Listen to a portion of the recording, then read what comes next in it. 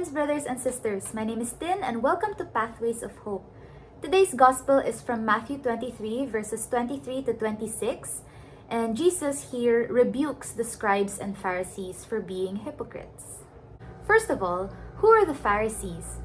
They were the religious or Jewish leaders at the time who studied and taught the Mosaic law, or the Torah, and their intention was to preserve the culture and uphold these teachings. So they made thousands of sub-teachings or rules to make sure that the people didn't break these laws.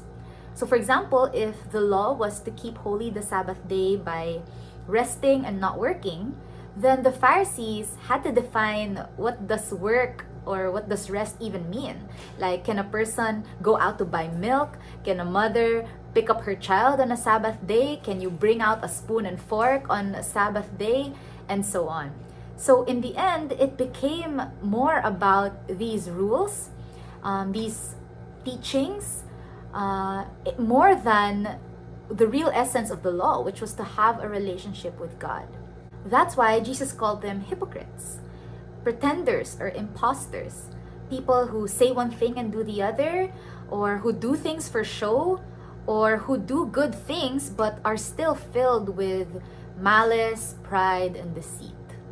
So now, what can we learn from today's gospel, and how do we evaluate if we ourselves have tendencies to be like Pharisees? First is to care more for the interior rather than the exterior. The Pharisees cared a lot about their outward expressions and appearances. They cared about knowing the law word for word, being ritually clean, and reciting all these special prayers. But they neglected to care about the interior or their hearts. You see, they did all these things for the sake of looking good, but they weren't coming from an interior place of actually loving God and knowing who He is, His mercy, His goodness, His faithfulness, and generosity. So maybe it's good to reflect. Do we do good just for the sake of being liked and admired? Do we do good but still secretly cling to bad intentions or selfish desires? Yes, it's good to keep the teachings of God, but if we do it without the proper disposition of our hearts, then all of these good works don't really mean anything. So friends, let's be careful and take care to nourish our interiors or our hearts. In Matthew 15, verse 19, it says, "From the heart come evil thoughts, murder, adultery, unchastity, theft, false witness, blasphemy."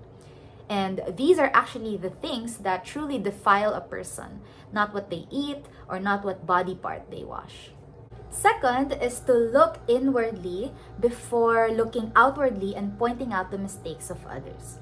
Another distinct characteristic of the Pharisees is that they were quick to judge and quick to point out the shortcomings of other people.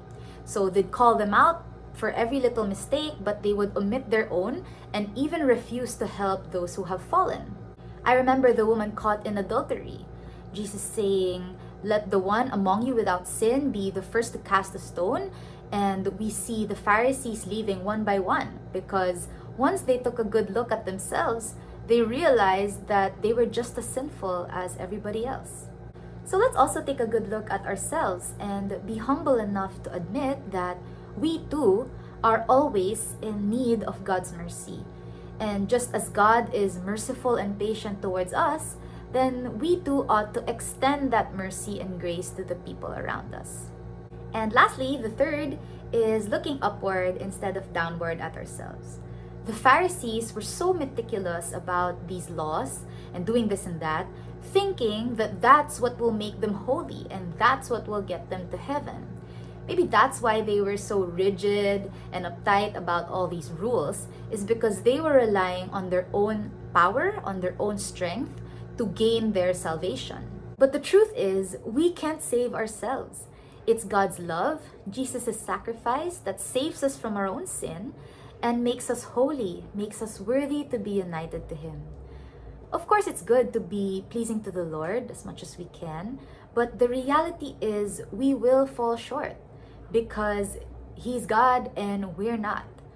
And so all the more we need to rely on His grace, ask for His grace, and have faith that He will give us what we need. This is how to truly cultivate a relationship with the Lord. Let's allow these laws and teachings to lead us closer to God, not farther away. And can do that by obeying the laws out of pure love and reverence for God. And if we fall short, when we fall short, by coming to Him with a humble and repentant heart. So friends, today I pray for the grace for us to not be hypocrites, to nourish our interior hearts more than the exterior, to be merciful to others the way God is merciful to us, and to always ask for the grace to be made more holy and not to rely on our own strength and our own power. If you have been blessed and inspired by this reflection, please like and share Pathways of Hope to your friends and loved ones. Again, my name is Tin. Thank you and have a great day.